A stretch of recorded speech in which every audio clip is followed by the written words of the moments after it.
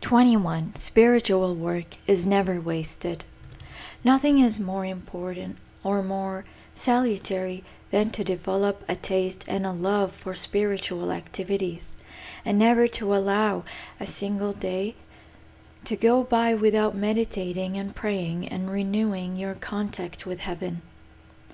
Pause for a few minutes, several times a day, to get in touch with your central core, that divine center within, and this way you will begin to sense that whatever your outer circumstances, you possess an eternal, immortal, indestructible element within you.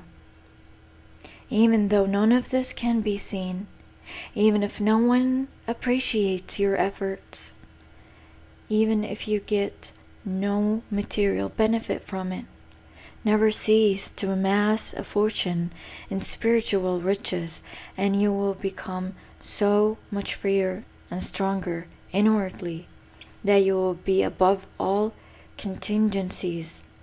This spiritual work is your only wealth, the only thing that can truly be said to belong to you. All the rest can be taken from you. Only your work will be yours forever. 22. The regeneration of our physical, astral, and mental bodies. Every thought, every feeling, every sentiment, and every one of our actions has the property of attracting from space the material elements that correspond to it. Luminous, disinterested thoughts, feelings, desires, and actions that are upheld by a firm intention of the will attract particles of pure incorruptible matter. If by the quality of your psychic life you work every day to attract these pure particles, they will enter and take root in every part of your organism and make themselves so much at home that they will drive out all the old particles of dusty, moldy, shabby matter. In this way, little by little, you will renew and regenerate your physical, astral, and mental bodies. By contemplating the manifestations of the divine world in the form of light, beauty, music, and harmony, you receive a few of these new particles, and as each particle is alive, it is never alone. It brings with it corresponding forces and spirits. Your task, therefore, is to work every day to replace your old, worn-out particles with new heavenly, radiant particles. Someone might say, why go to so much trouble to get results that only last one lifetime? Is it really worth it? Indeed it is. For, in reality, this is the only work that gives lasting results. When you leave this earth, the only fortune you can take with you will be the inner treasures that you have acquired by your own efforts.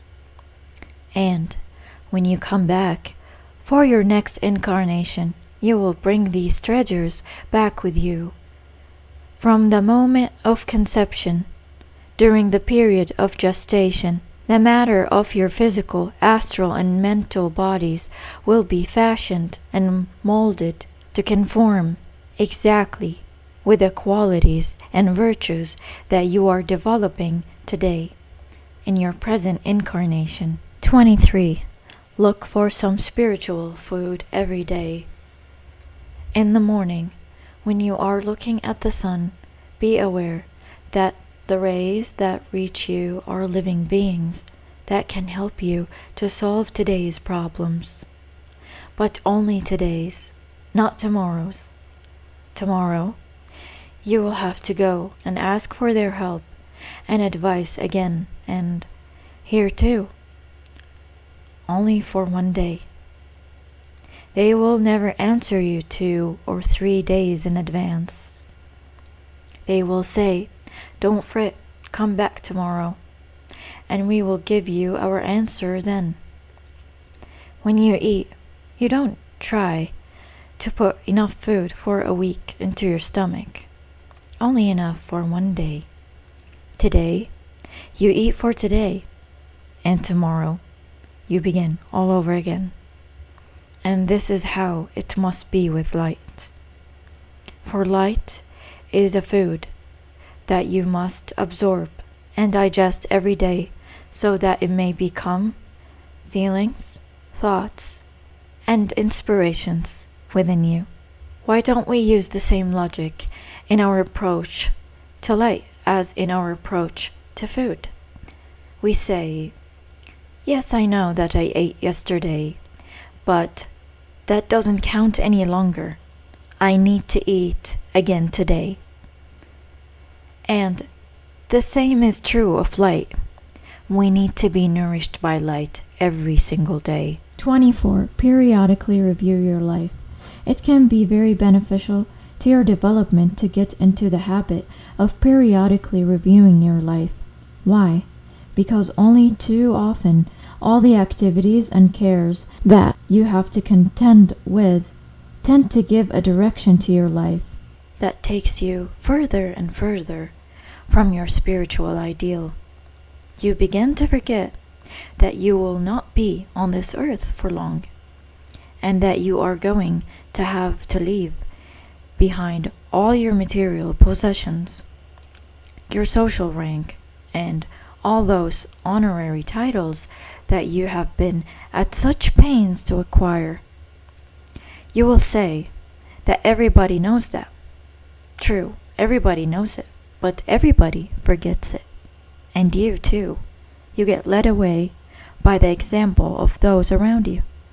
This is why it is indispensable to pause from time to time and to look back over your life and analyze the direction it has taken and the activities that absorb your time and attention. Each time you do this, you must sift things out and retain only what is essential. 25. Choosing the means to fit the end. One of the reasons why you don't make progress in your spiritual life is that you indulge in all kinds of activities that have no connection with your spiritual work, in the belief that they will not turn you away from the highest that you are aiming for. The truth is that if you yield to the temptation to experience this and try that, regardless of the nature and quality of these experiments, when you want to rise to a higher level inwardly, you will find that you are unable to free yourself. If you cultivate a very elevated spiritual ideal, it necessarily involves depriving yourself of a few things. If you spend the night in all kinds of amusements and effervescence, do you think that you will be in a frame of mind conducive to meditation next morning?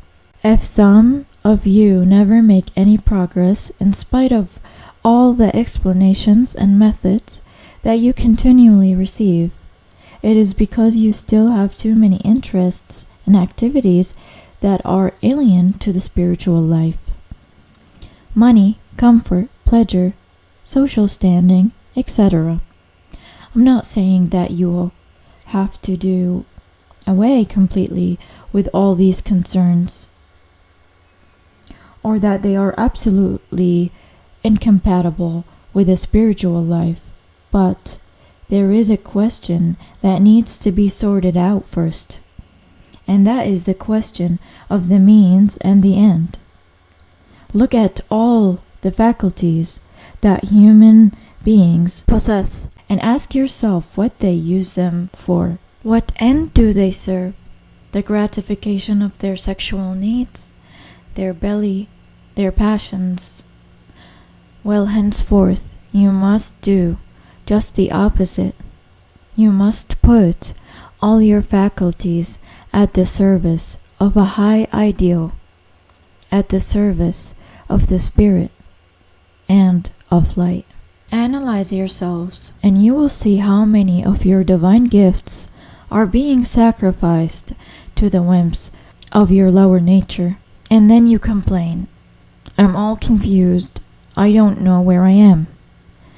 What can you expect when you accumulate an assortment of too many different elements? It is only normal to find yourself swamped in contradictions. Take the example of a diamond. If a diamond is so extraordinarily pure, it is because there is no mixture in it. It is pure carbon. Add just one element to it, and it would no longer be a diamond. Disciples who want to touch, taste, experiment, and know about everything lose their value as diamonds. They become ordinary, opaque stones. A true disciple must aim for one goal, have only one ideal, one desire, one kind of food. Only in this way will he truly live in the light. 26. Correct your mistakes at once. Never let your inner feelings of malaise reach such proportions that you can no longer remedy them. Suppose you absent-mindedly step in some wet concrete and are so lost in thought that you neglect to step out of it again. What will the result be?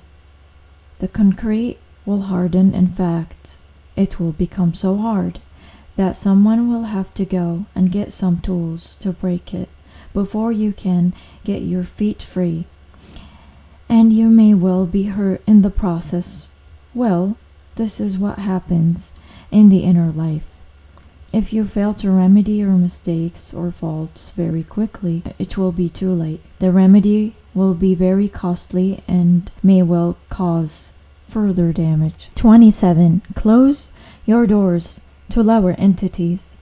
Our weaknesses are like so many doors, and entities that have the intention to harm us try to slip into us through them. When we give in to certain weaknesses, we give these entities the right to sneak in and torment us. If we stand up to them and refuse to give in, they have no power over us. This is why I say that negative entities have only the power that you yourself give them. If you want to have nothing to do with them, don't open your doors to them. They never force you. They only make suggestions, and it is you who accept their suggestions. Most people imagine that their misfortunes happen all at once, out of the blue. But that is false. They have prepared them themselves. They have opened their doors and invited them in. How? By giving in to greed or other weaknesses, by transgressing certain laws. It is when people do these things that they open their doors and demons slip in. Be careful, therefore. Keep your doors firmly closed against them. 28. Our ideas determine our actions. You say that you never relax your efforts to transform yourself, but that you have nothing to show for it, that all your good resolutions do no good. Don't be discouraged. A profound transformation cannot be achieved all at once. It takes time. Sooner or later, if you keep your good resolutions constantly in mind, you will end by behaving in accordance with your desires. Watch a snake going into its hole.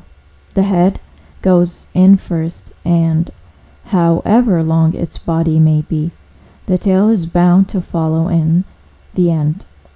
But as a snake moves in a sinuous curve, the tail often seems to be going in the opposite direction to the head. In the long run, though, it is always goes exactly where the head has gone. Head and tail are not separated from each other, and the tail always follows the head. Symbolically, the head represents the faculty of thought and reason, the ability to decide on an orientation, and the rest of the body, which represents the practical application, the concrete realization, necessarily follows the lead of the head. This is why it is such an advantage to cultivate the right kind of thoughts, even if your actions don't fully correspond to your thoughts yet. If you persevere in a good mental attitude, you will end by overcoming all your inner resistance and acting in obedience to the Spirit. You have still not fully grasped how important it is to have a good philosophy. Many people imagine that they can let any kind of thoughts enter their minds without it affecting their behavior. That is because they don't realize that the tail always follows the head. Pay attention to this question, therefore. Every day you must scrutinize the thoughts that you allow into your head, because if they are anarchic and immoral, sooner or later your behavior will be anarchic and immoral also. This law applies both to evil and to good.